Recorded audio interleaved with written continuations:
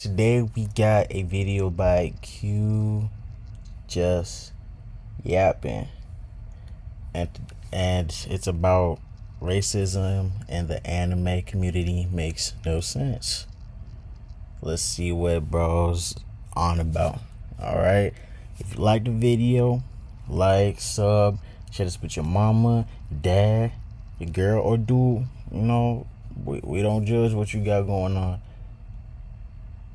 Your dog and your great grandparents, man. Let's get into this video. Isekai into this world, you don't have a choice as to what class you are. Some of us pop in as a mage, some of us pop up as a brawler. Me, I ended up as black. As you all probably know by now, this class is a pretty controversial one. Some might even say that it has the highest difficulty level out of all the classes. But despite all of these things, I love being black. I also love And that's what's up. anime, and nothing will ever change that. But for some reason it feels like there's a lot of people that don't want any individuals of my skin color to be a part of anime culture. I feel like more than ever in the 21st century there's a racist epidemic spreading like wildfire amongst people who don't even really care and just want to make edgy jokes, and it's affecting all corners. Yeah, man. The crazy shit that you see on Twitter when it comes to,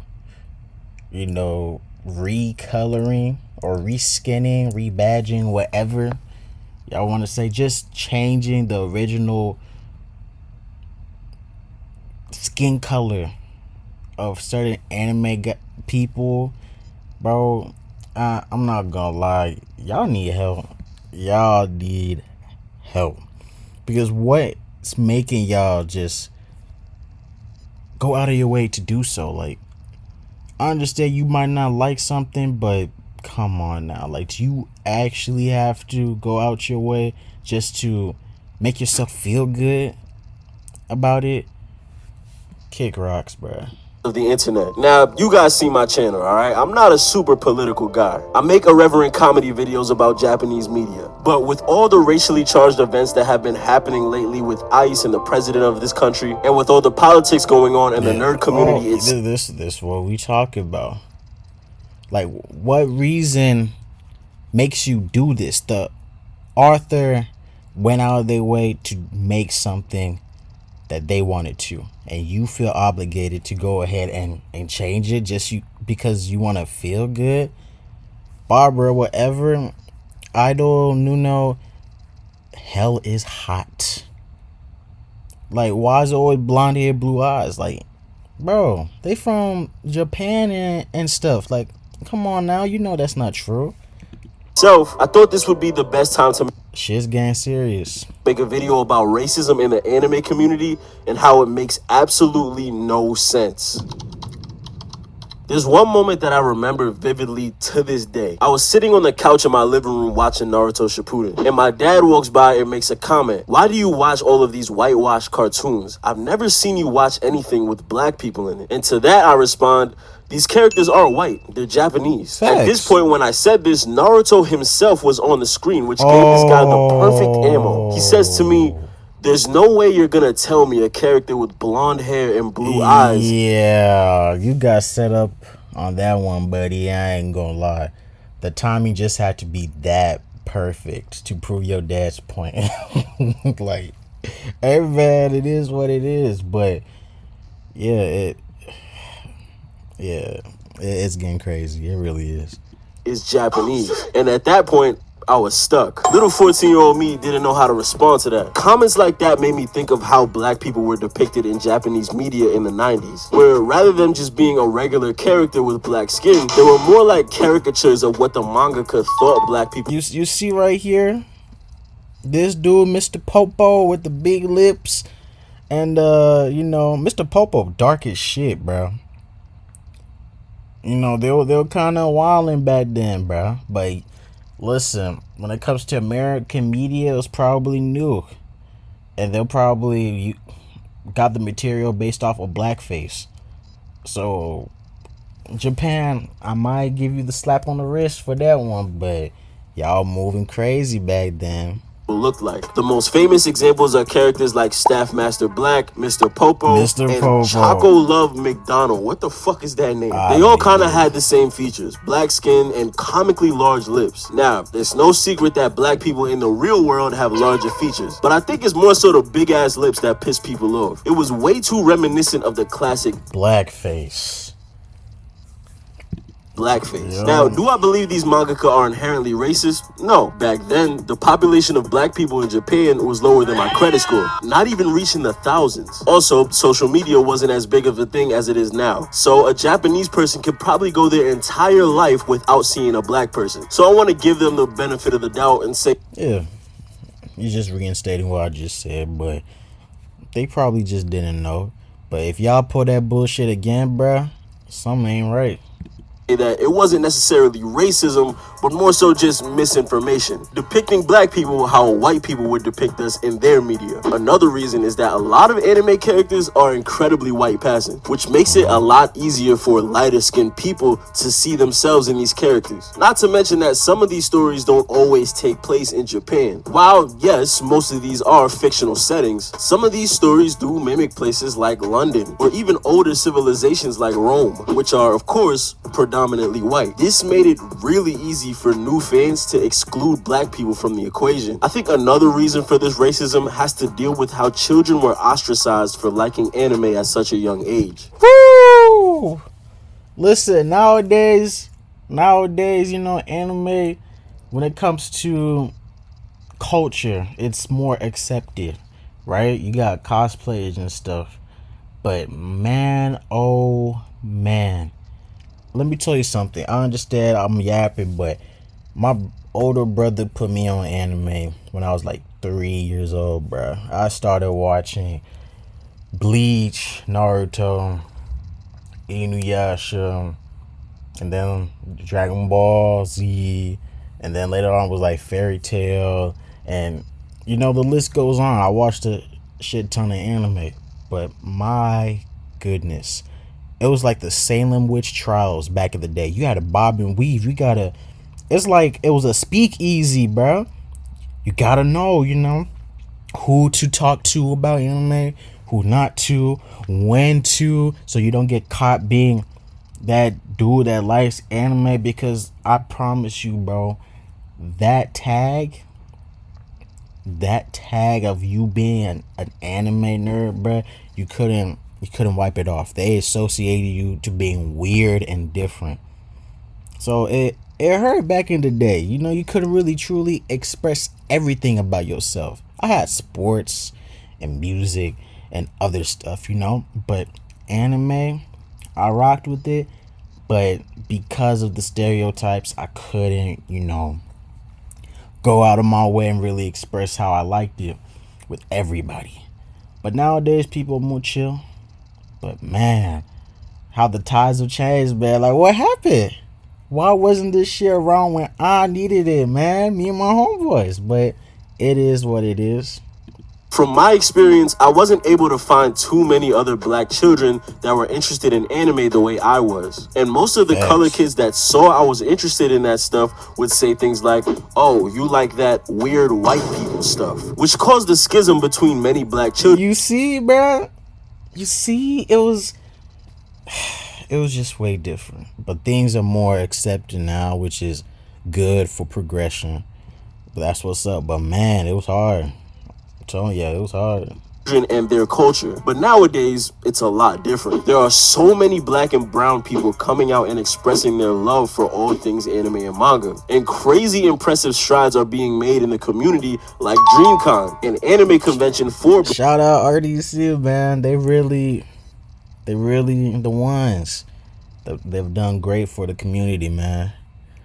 black people by black people. But more importantly, the people who actually make anime and manga have become more inclusive and have since added way more black representation. And that that's what's leads up. into my next point. Messages about equality and accepting people no matter the size, shape, or color are plastered throughout the most popular anime and manga. There are so many examples of this, but I want to focus on one of the most popular series of the modern day, One Piece. In One Piece, there are clear themes about accepting people for who they are, and instead of judging them by race, you should judge them by their actions. This is especially apparent with characters like Arlong and the entire Fishman population, with Fishmen being discriminated against for being different from the human race. They are seen as inferior and even used as slaves. Of course, there are martyrs that try to advocate for fishmen and mend the relationship with humans like Queen Otahime or Fisher Tiger, but they're ultimately killed for their progressive behavior. And as this hate persists, it indoctrinates the youth like Arlong and Hody Jones to become products of the racism that plagued their country, retaliating against humans in any way they can. The most important part of this is that the way Eiichiro writes this is to clearly show that racism, bigotry, and hating people because of something they cannot control is wrong and evil. This is shown by Luffy, the main character, not only defeating racism on the fishman side, but the human side as well. And remember, One Piece is one of the most popular. That's why One Piece the GOAT, man. That's why it's one of the GOAT animes. Like, bro, it's right in y'all faces. It's right in y'all faces. The Straw Hats don't care about that, race and different shit. Look at their crew, bro. They added what, Jinbei and shit, bro. Like, look at their crew. It's so diverse. They don't care. Luffy don't care, bro. Your favorite show be talking about discrimination and all that shit, right? Telling you to not be with that, but for some reason, y'all will find a way to just ignore that. Like come on now. Luffy the GOAT, man. That's all I gotta say. Stories in the history of stories, and yet there are people that will partake in this racist behavior and still be fans of One Piece. If Luffy existed in real life, y'all would get the Charlos treatment. Not to mention that these themes are also plastered in almost every other anime story, like Attack on Titan, Naruto, Jujutsu Kaisen Mojo, Full Metal Alchemist, Beastars, Code Geass, Cabaneri of the Iron Fortress, That Time I Got Reincarnated as a Slime, Maggie, Black Clover, Mobile Suit Gundam. Jesus Christ, do I have to say more? But somehow racism still runs rampant in the community. I don't get it. It truly doesn't make any sense. One of the most recent victims of this vitriolic behavior is Ashley Gail Paxton. Ashley was a 19-year-old black UCLA student that found joy in cosplaying her favorite anime and video game characters. She amassed a pretty big following under the handle Squid Kid 1111 for her pretty accurate cosplays. However, she would receive a bunch of racist, bigoted, and overall nasty comments because of the color of her skin. Comments like "Migga," "Blacku," and "Shark nigga." I know most people wouldn't show the comments, but I think it's important to see because it stresses my point that these people are being edgy and racist because they want to be funny without any regard for the person behind these comment sections. She would end up taking her own life. It's truly a tragic story for someone so young, but I don't only want to focus. Damn. May her soul rest in peace, man, but what makes some of y'all go out of your way and hate on others because they're different? I know that's the whole thing about, racism and xenophobia and all that. But truly, it's like, are y'all so bummy that y'all gotta fixate on what other people are doing? Like, life's too short to go and hate on people because they're different and they find joy in doing different things. Like, this is a shorty that was expressing herself, and it looks like she loved what she did until y'all went out of your way and try to take that away from her. And that's not it. Like I said before, life's too short. You need to really reflect on what y'all got going on in y'all lives, because do you know this hundreds and thousands and millions of different shit you need to worry about, but you're spending hours hating on one shorty, bro, when you could be focusing and fixating on yourself and your loved ones. Yeah, y'all got your priorities. I said priorities. Y'all got your priorities mixed the fuck up, bro. Focus on the negatives. Let's be progressive. It seems like these bigots don't want us to see ourselves in any of these characters. And they also feel like these characters shouldn't be depicted in blackness, and specifically blackness, because I rarely see any hate for the Mexican freerin memes. In any space, black people have always had to kick down the door and let themselves in despite what any racists have to say. And that's no different here. We have to stop begging Japanese people to give black people more representation, and we have to be the ones to represent ourselves. One thing I can say about the black anime community is that we're always begging for representation, but then we overlook the actual black creators that are giving us exactly what we want. There are people that are actually making strides and already putting us first in their original creations. If we want to see more representation, the best way to get it is to make it ourselves. And even when they hate on that, that just exposes them for being extra evil and racist. Fuck them niggas, we ball. Go support professional stories like Half is More by Yoko Fujimi, who is actually a mixed race black and Japanese mangaka. Go support stories like Clock Striker and Apple Black, both written by black authors. Frederick L. Jones and White Manga. Very ironic name choice, but I promise he's black. There's even smaller creators that create amazing colored manga. Ruthless Render by DD Mark, Golden Mist by Red F Manga, and even me with Crystal Wars, link in the description. At the end of the day, we have to be the change that we want to see. Because no matter how much it doesn't make sense for people to be racist in this community, that's always gonna persist against black people. With everything that's going on, us black nerds have to band together. That's why we have to support things like RDC and DreamCon. We have to support the indie mangaka that are representing us in their works. And we also have to support the actual professional Japanese mangaka like Kei Urana that puts tons of black characters in their work. As long as we continue to band together, the minority will become the majority. All right. Shout out to the Gachikutika Shorty, the author. Shout out for her for really going out of her way and integrating us into, further integrating us into anime. And shout out QJ Yappy, man.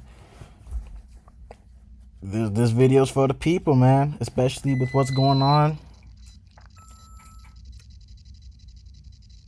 Oh, but for the power just keeps on going in and out. But yeah, times are rough nowadays. As you can see, there's a whole lot of xenophobia and there's a whole lot of racism going on. It shit's getting serious, man. We got to promote our own, but not only promote our own, but go out of our way and really advocate for ourselves. There's a shit ton of people worldwide that are just pathetic. They just don't like different. It's scary to them. So because it's scary to them, they choose to hate rather than be curious and actually understand where people are coming from. So yes, this video really does well in going about just highlighting the problem, but also pushing the narrative that we have to not only advocate for ourselves, but we also just have to just be less judgmental and be understanding and open to new things. Like, come on, people. What are we doing? Like, I understand that racism and xenophobia will always be a problem. It always will. But that does not mean that we can't speak out against it. So yes, good video, man. It really was. Hopefully y'all liked the video, and take care and peace.